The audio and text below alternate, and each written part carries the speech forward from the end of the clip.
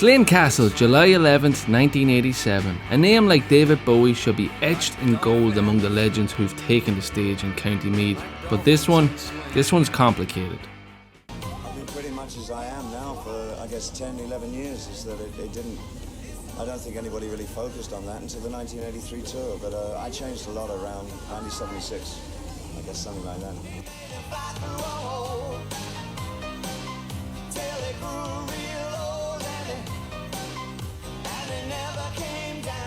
Seriously say, we've really been looking forward to doing this show for this whole week. We've been building up for it. We've had the tour's been fantastic so far, and I know that we're not going to let Ireland down. No, Ireland won't let us down.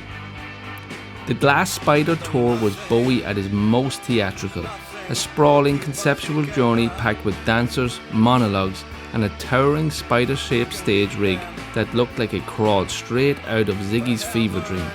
It was bold, it was bizarre, it was Bowie. But it didn't quite work.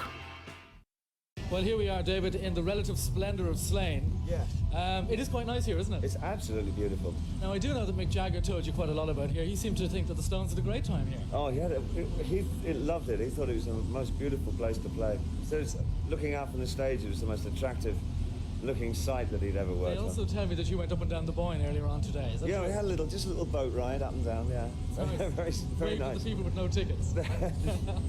That's cold. Oh, well, yeah. You see, Bowie's show in Slane was supposed to unfold under the cover of night. Shadow and spectacle were essential to the illusion. The lights, the projections, the narrative structure, all designed to play off darkness. But thanks to concerns following riots at Bob Dylan's shows just a few years earlier, the entire gig had to go ahead in broad daylight. The magic of the Glass Spider tour didn't just fade, it never had a chance to land.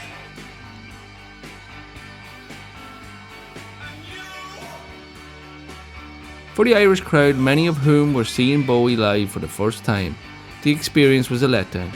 It lacked the punch, the mystery, the immersion. Slane had been host to roaring, visceral rock shows, the Stones, Springsteen, Thin Lizzy, but this one was something else entirely. Grandiose but distant, theatrical but disjointed. Daylight washed over everything, leaving no shadows for the spectacle to hide behind.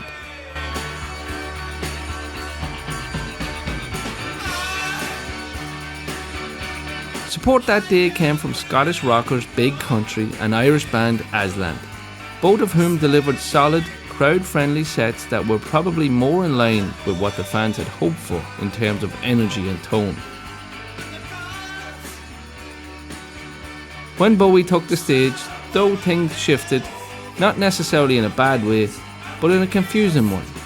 Looking back, it's clear this just wasn't the right show for that place and time. Bowie was experimenting, evolving, challenging expectations, but on that day at Slane Castle, under an unrelenting Irish sun, the stars didn't quite align.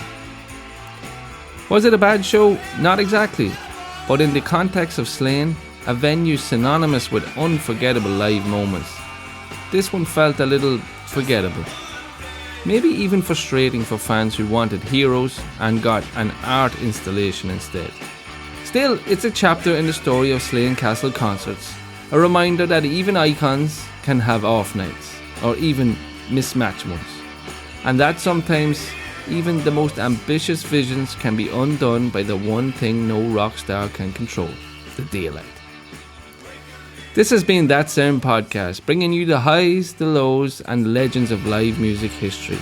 Don't forget to like, subscribe, and drop your Slane memories in the comments below, especially if you were there in '87. We'd love to hear what you thought.